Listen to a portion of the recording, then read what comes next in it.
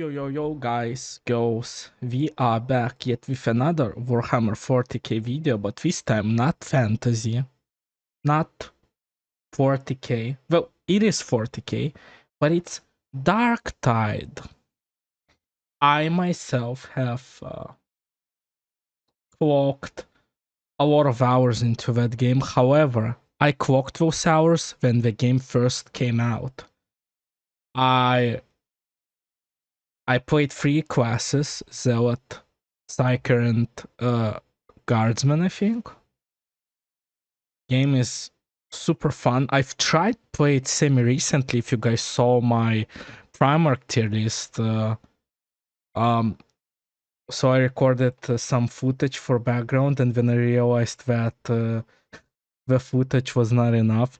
So I've added some Darktide footage in the background, and boy oh boy, the game changed so much. There's so much new systems that I'm too overwhelmed, and yeah, I don't know what to do. So this is an older video, but it's a Warhammer video and it's a bit different. As always guys, original video is in the description. And let's begin. Hello everybody, my name is Bricky, currently being lobotomized for the glory of the Imperium. Oh no, they botched the surgery. Yeah, these guys are creepy.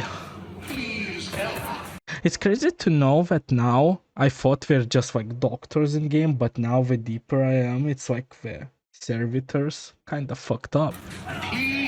Welcome, rejects, to Atoma Prime. I am John Warhammer, and there is a possibility that you have stumbled upon Darktide and thought, wow, this game looks fun. But I don't really understand what's going on here. What is this weird variant of zombies? Why does everything look like a cathedral? Why so much organ music? Who is the God Emperor? Cool. Nothing has been more fun as of late than playing this game with a group and getting... Dude, I swear on God, when this game came out, for 2 weeks, I played this game like my life depended on it. I was playing like genuinely. I would wake up, play like 16 hours of this, go to sleep, wake up, and do it again for 2 weeks straight. Tell them all about every little aspect of the title. I definitely get annoying when I do. So in order to preserve my friendships, I can instead point to a video right here and not only teach you about your place in the universe of Warhammer 40k, but also how to play Darktide. And luckily, I can do so with the help of Darktide. This video is sponsored by Warhammer Darktide. Bro, imagine one day I would get to be sponsored by some game as well. That would be crazy. This is the brand new 4-player co-op experience from Fat Shark, creators of the esteemed Warhammer Vermintide games as well. And it is a I also heard that Red game is also very good. Delightful day when I, John Warhammer, can be sponsored by Mr. Warhammer themselves. So I will show you all how to be a fantastic servant of the Emperor and fight heresy in his holy name. But first, if you want to play anything you see on the screen right now, you can check out Darktide down there in the description and grab it for yourself. It is... Nurgle's got me. It is excellent because if you haven't played the game, the rest of the stuff here might go a little over your head, unless you're just Mr. Warhammer. And if that's the case, then awesome. You're already more than prepared. But if not, do check it out in the description. It is excellent. It is a lot of fun. Would recommend it. Am sponsored? Yeah. Still fun? Yeah. Let's talk. For starters, let's chat lore. Oh god damn it. Bro. Warhammer 40,000 is a sci-fi and fantasy hybrid taking... Dude, the maps in this game, so beautiful, bro. Place in the 41st millennium. In this world, hell is real and is a genuine threat to civilization. Humanity was once led by a 10-foot tall godlike being known as the Emperor of Man. You know what? I like Sigmar more. And through his strength and genius, led humanity across the stars to conquer a million, yes, a genuine, non-hyperbolic million colonized planets. 10,000 years ago, 9 of his 18 sons led a rebellion that, despite it's crazy, guy. We like did videos about every Primarch. eventually failing, left him a shattered and dying corpse atop a golden throne to be fed 1,000 souls of humans a day in order to survive. In those 10,000 years, humanity's main governing body, the Imperium of Man, have taken him up as a martyr and have slowly degraded into a religious fascist state. Tell me how Wargar Aurelian was wrong. To be a part of the Imperium is to know untold violence and war for a better part of your Oh, I just realized there's something wrong with Bricky's eye. Like, life. The Emperor, the God Emperor, oh no, is the only it's what the fuck? true divine being in the galaxy, and you will serve him and his Imperium until your dying breath, in which you will then be transferred into corpse starch to be fed to other people. In the world of Warhammer, there is no greater gift to mankind than to die in the Emperor's service. If you truly want a good picture of what it's like to live in the Imperium, just read the loading screens. Each of them is pinpoint accurate. Here at this planet, we have Atoma Prime and its major hive city, Tertium. Tertium is a city that holds billions of people and is basically if New York City was multiplied 10 times over and stretched into atmosphere. That is what a hive city is. And hell has gotten loose in Tertium, and one of hell's 4 major gods, the Chaos gods, has sought to infect it for their own game. This Chaos god is Nurgle, god of pestilence, disease, decay, and death. Nurgle has infected this place from the lowest dredges of the working class. Guys, oh my god, Zinch is for fucking Space Marine 2 and Space Marine 1, bruh. All the way up to the spires of the rich and powerful. Now, normally, like any good Imperial citizen would, we would bomb it from orbit. But Tertium has many strategic assets that make it worth taking back. Problem is we don't have the manpower to do it with our traditional soldiers. And that's where you come in. You are one of 4 separate classes prepared to be executed for some discretion to the Imperium, lack of faith in the Emperor, insubordination, dereliction of duty, or maybe just looking the wrong way at a higher up. These all carry punishment of death. But what greater pleasure is there than to die in the Emperor's service? Guys, if I ever look at every one of you wrong, I'm very sorry. So out of the holding cell you go, and into Tertium you arise to kill the servants of the Plague God and to redeem yourself in the God Emperor's holy light. First, and again, guys, isn't it crazy how much this makes sense? When I booted up Darktide, I skipped everything, created my character. I didn't know I was like a prisoner. There was some cutscenes. I skipped all of them. You must pick your reject. You have 4 because my friends were like, "You stupid, slow guy, create faster." Total options, with each of them having a variety of play styles. First and foremost, we have the Veteran, a veteran soldier of the Imperium's main fighting force, the Imperial Guard. This is my main guy, by the way. Are hardened soldiers, strong in faith but stronger in martial prowess. Typical Imperial Guard battles use guardsmen as fodder in order to soak up the enemy's big guns to allow them to be blasted with tanks, artillery, and aircraft. You are a veteran in an army with a 90% mortality rate on their first deployment, which translates to I'm cool as fuck. Fear the old in a profession where men die young. The veteran will operate as your standard, just kind of range damage specialist. You gain bonuses to headshot damage, have extra ammo, and can utilize your main... This is gonna be off topic, and I might leak something, but whatever, guys. I have to show it, so you guys know. So this is like my old Twitch, okay? And here is like a video from 2 years ago. Then look at this. Point and shoot till it's out of style. I killed.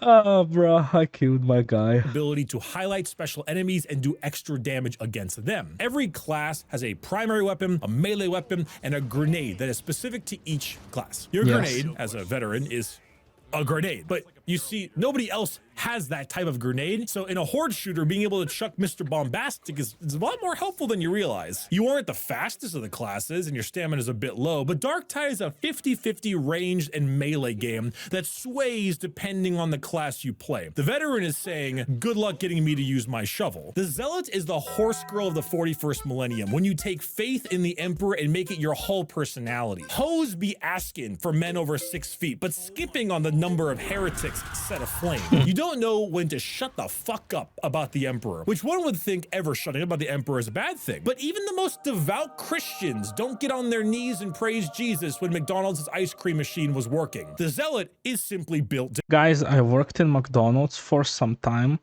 and I'll just leak the secret. The reason why your ice cream machine doesn't work is because the McDonald's employees are not allowed to fix the machines when they break. So usually what happens every evening when the night shift comes, the workers have to, like, well, not like every day, like or maybe yeah, every day they have to clean the machine, and sometimes they basically fuck up and something breaks, so, and you're not allowed to touch the machines, so you're stuck until some guy comes, and it takes like 2 weeks. So yeah, I leaked the secret. Different. All will unfold as the beneficent emperor wills. The emperor demands you die for the golden throne! The only true God.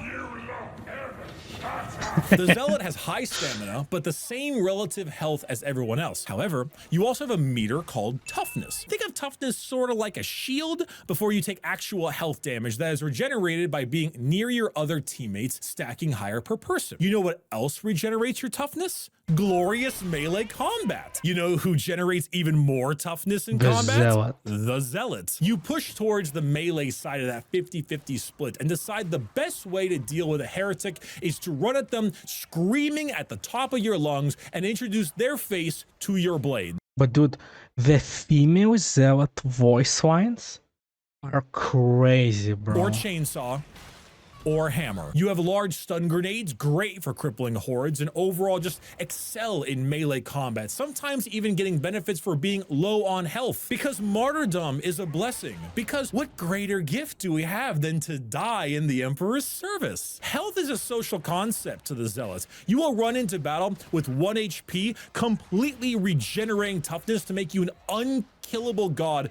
while simultaneously murdering everything in your path. Now, I mentioned already, hell is real, but one might ask, can you utilize hell for your own gain? Well, the unfortunate psychers don't get a choice. A psyker is a special mutation of humanity that allows them to reach into hell, or in this case, hell is known as the warp, to allow for special powers. The problem is that reaching into hell means hell can reach back. And the more you push yourself, the more you reach into the warp, the more problems you're going to have. Also, since you're a mutant, you and the zealot are just the best of friends. I see how you all regard me, as if I'm something inhuman.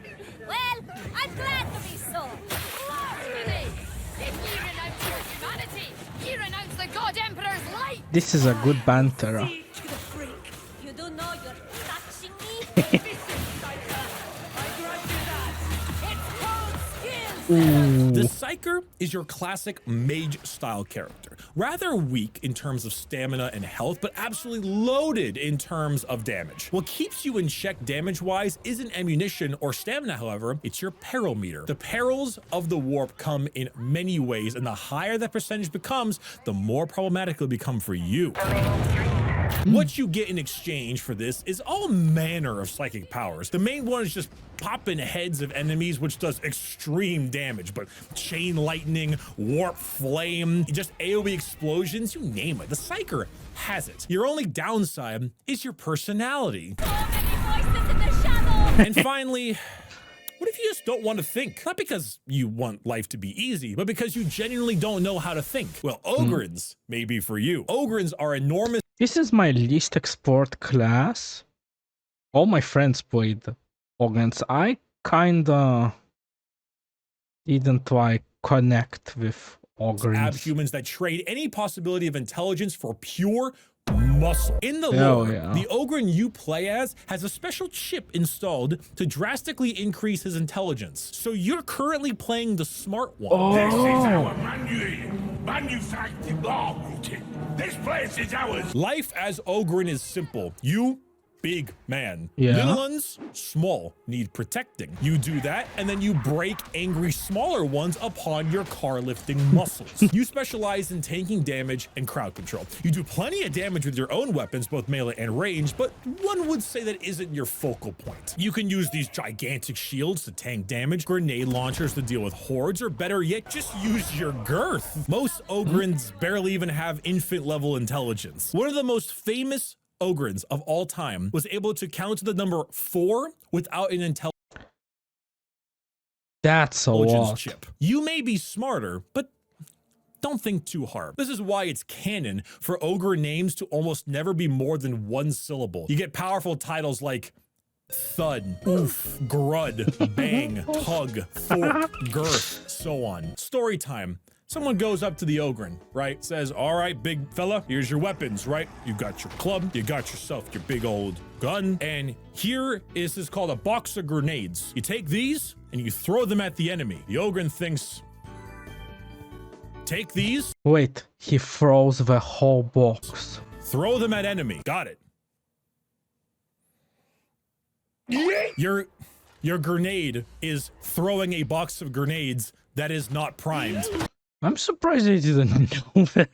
That's cool. And you do damage with direct impact. Oh, remember we have like a rock. My friend would throw the rock. Ogren. Once you have chosen a class, you can then pick a background and customize them. At the moment, there isn't a ton of changes that go into where you come from or your story, but they are neat little lore, including tidbits and stuff. The character creator is next. You can make them look however you like. Again, this is all just cosmetic and for you. The actual face you can change in the in-game doctor whenever you feel like it. The number one most important thing you need to care about is your character's voice lines. This is not changeable after character creation at the moment and is a massive part of the game. Unlike Vermintide that had specific characters, each class has 3 voice lines per body type. If you pick a masculine or feminine body type, you'll get 3 different voice types with 6 different actors depending. Except if you're an Ogrim who has 1 body type. Thick. In DARKTIDE, despite each character being custom with their own appearance and name, the voice lines practically operate as your character's personality. There is also a guardsman voice pack that can only be accessed if your homeworld is Cadia, which also allows you the special purple eye color too. Again, Cadians get some sort of special treatment. So keep in mind that if you want to use that. The variety in these voice lines is quite high and will really help show the kind of character you're creating. Personally, I judge voice packs entirely on what they say when you activate their special abilities. For example, the veteran have 3, the professional, cutthroat, and loose I chose loose cannon because it's funny. cannon. Professional is your tried and true strong guardsman. He's a career soldier and generally likable, so his ability voice lines are all pretty standard stuff. Precision fire. Engaging critical target. The cutthroat guardsman was born on Cadia, which He's mad. he's not very happy about his home planet being gone, and he shows it. Move there next time. I'm not ever I'm watching you. Always. Turn your coats and I'll find ya. Finally, the loose cannon is a fun one, complete with a ton of various mildly comedic And that's why I chose him. voice lines. I personally find the professional my favorite, as it's not bad playing the everyman every so often, but I hear the loose cannon in games sometimes and I think, damn, there's some good voice lines. Don't get it. Why you all so puny? Magic, big man. Lots and lots of magic. This continues with the other characters. The Zealot has various levels of piety. The Psychers are all over the place, including an insane German man or person who thinks the Emperor The is German one is the their funniest. boyfriend and other crazy shenanigans. You are there, aren't you, beloved? It's ever so hard to hear your voice. And the Ogren is the Ogren. I can't hear nothing. Funny Slavic Ogren, angry mad Orc Ogren, or the physical incarnation of 8 Xenos, 8 Chaos, love me Emperor. Simple as. Not Simple sure as. how I got here. don't much care. When this is all finally done and complete, you may hop into your game, travel around the Morning Star, see all the world, and realize that devotion to the Emperor can even be present through the architecture of starships. When you get to the holomap in the center of the table, you have multiple missions with 5 separate difficulty pips. Don't even think about doing anything above level 2. When I was level 10 out of 30 on my character, I was still mainly only doing level 2s with the occasional 3. So start with 1s. You will want to familiarize yourself with the game as much as you can without too much pain. Each mission will have a rough difficulty time. For me, there's a problem. Like now, I tried the Malice, the 3rd difficulty. It's too easy, but the 4th one, after like this 2-year break, hiatus, whatever, it's too hard, bro. I get rolled like within 1 minute. Frame of between 15 to 30 minutes depending on difficulty. The main objective is to move from one point to the other and do anything and everything the sassy tech priest tells you to do. I have complete confidence. Sassy tech priest. I can never tell. As you move through the mission, you will do a combination of killing enemies, looting for supplies, looking for currencies, and objectives such as holdout points, auspex scans, objective delivery, and more. When it comes to enemies, Nurgle has certainly I hate demon hosts. blessed quite a few of them, and there are a shockingly high But I think nowadays, at least on Malice difficulty, they're like so easy volume to of kill. enemy types. You have regular chaos cultists and poxwalkers that make up fodder enemies, with armored soldiers being tougher and harder hitting. You also have chaos guardsmen equipped with ranged weaponry that can suppress you and do a staggeringly high amount of damage if left unchecked. But the specials you need to look out for the most. You've got maulers, ragers, volley gunners, shotgunners, tox flamers, mutants, poxbursters, bombers, snipers, trappers, plague hounds, crushers, bulwarks, and reapers for Mass Effect. Yeah. There's a lot to deal with. Honestly, most of these you'll figure out on your own when you see them, and the only specialized way to deal with some are when you get to the higher levels. Don't let the sniper shoot you, don't let maulers hit you, and don't let dogs pin you. It's pretty self-explanatory, and with practice, you'll find a way to deal with all of them. If I have any real true advice to give to new players, it's to stick as a team. Not only is it advantageous for people who go alone die. Yeah, because even to see in this clip, we have like the buff. So they like recover faster, like the shield point of view, but it's also well, it also depends on what things they took in the skill tree. Advantageous from a genuine game mechanic point of view. Your toughness regenerates faster when you are with your team, and that affects stats with more players. Staying as a team is smart from a coordination and mechanical point of view. There's even a little bip, blip, pip boy down in the bottom left-hand corner that shows who is in coherency. Not to mention, there are often feats and abilities you get that assist your teammates in coherency, so stick together. Move as a team, play as a team, because if you move alone, you die alone. You'll find things around the map to help you survive, often ammo being the main one. The rule of thumb is that the veteran should have priority ammo-wise, then the Ogryn, Zealot, and finally Psyker. Though the Ogryn and the Zealot can kind of flip-flop depending on whether the Ogryn built for melee or the Zealot brought a flamer. The veteran should get ammo priority, and then you can pick between the— This is Brick's propaganda. We all know whoever sees the ammo first takes it. two, depending on what weapons they brought. So stop stealing my fucking ammo. If you want me to kill that sniper looking to give you a haircut, maybe don't hog the ammo for your fucking machine pistol, Zealot. Did you just take the fragging ammo again? It was mine. Other than random ammo, you will find med packs and ammo crates. These will be dropped when you want them and then can refill both you and your teammates' ammo or health back to full. Health will go until that little purple bar. What is that purple bar? Well, you see, Nurgle might be convincing with that award-winning smile, but some people don't get convinced easily, so they need to be corrupted. This is your corruption meter. The purple will never be healed when you are healed. The only way to get rid of this is to find the healing stations known as medical servitors. In Warhammer 40k, artificial intelligence is considered one of the largest forms of heresy. Have you ever noticed that when you put down a data interrogator, it has a little human skull in it? Yeah, that's because it is a human skull with a human brain in it, acting as a computer. Gather around, children, gather around. Papa Bricky is going to tell you about how we make servitors in the Imperium. A servitor is generally a criminal And these pictures are like always so creepy, man. that has been lobotomized, dissected, dismembered, and put back together in a robotic form to serve as a slave for the wider Imperium. There is a high chance that if you, reject, were not executed for your crimes, you would have suffered this fate. Sometimes the lobotomies are successful. Sometimes, in rare cases, there is an issue of relapse. But look how creepy they are. Functional. Please. I am so lonely.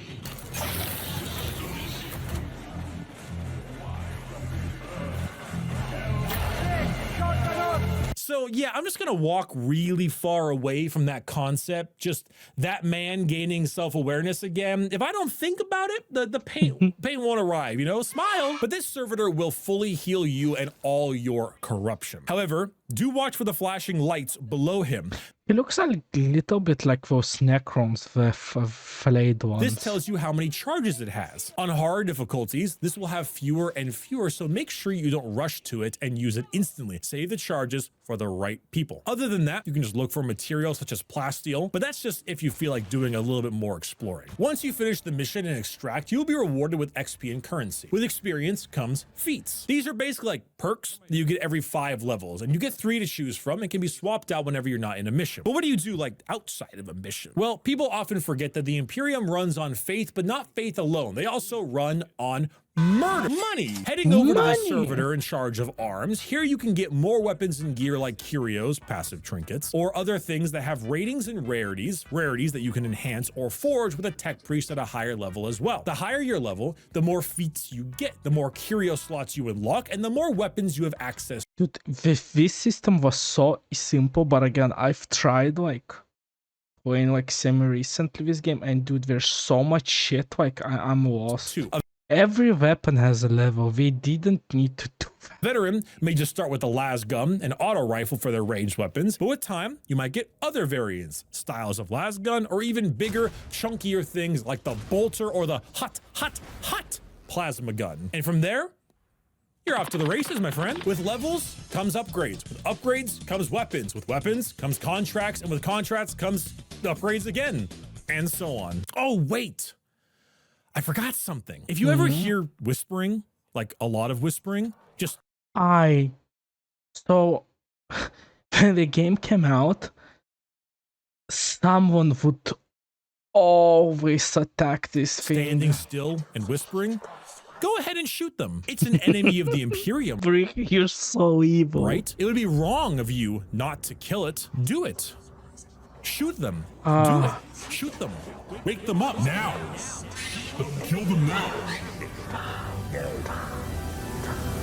And that, my friends, is how you play Darktide. Despite the tutorial in Psychonim, I think it can be a little bit overwhelming for people who don't have a ton of experience in either this game genre or the Warhammer 41st Millennium world. Final statement, the Psychonim does have something called the Meat Grinder. If you ever want to test out your character's voice lines, weapon damage, or enemy interactions. I really love Darktide so far. I really appreciate them sponsoring this video. I would pick it up. I know I'm sponsored. I don't care. It's great. I do recommend it. It is in the description. I would give it a look. I will be seeing you again in only a couple more days for another video on this game, so stay tuned. Are you going to the Warhammer Open in Vegas? Well, let's see, maybe Mr. Bricky will drop some meme in there. And I will be going to the LVO in Vegas, so if you have your cup, I will be there. Let's just lower him. Crazy video. It's crazy how much you know, like I thought this game is like a zombie shooter, like Left 4 Dead, but now because I started this journey, it's crazy how much deeper everything is, and it's genuinely crazy. As always, guys, original. Okay, let's let him finish. Really solid series. I think I mainly blame that on the villain being incredible, but I was a little bit shocked. It's not my favorite thing at all, but you know, I went from... Anyway, he was talking about some show, I guess. As always, guys, original video is in the description. We are gonna continue with Bricky's second Darktide video, and then I realized he has one a year later. So those will be coming up next. As always, guys, I appreciate everyone who is stopping by, who, you know, likes the videos, it truly makes my day. Kinda, it's crazy to me that someone somewhere is interested and is, watching the video. So I'm really grateful for that. And I should learn how to properly end videos because I have no idea how. So ciao, kakao.